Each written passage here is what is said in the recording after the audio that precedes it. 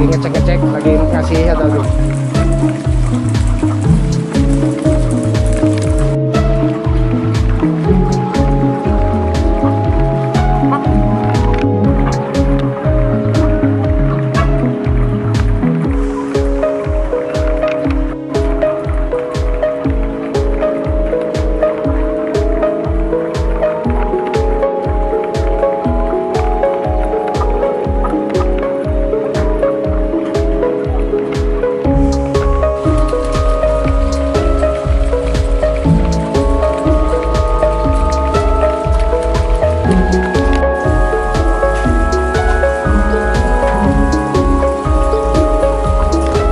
Sejak 2 pekan terakhir ini, peternak ayam petelur di Kelurahan Semplak Barat, Kota Bogor menerapkan strategi baru di tengah naiknya harga pakan jagung.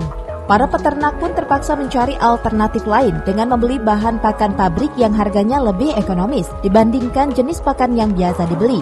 Siasat ini harus dilakukan untuk menutupi kerugian biaya produksi serta anjloknya harga jual telur di pasaran dalam kurun 1 bulan terakhir.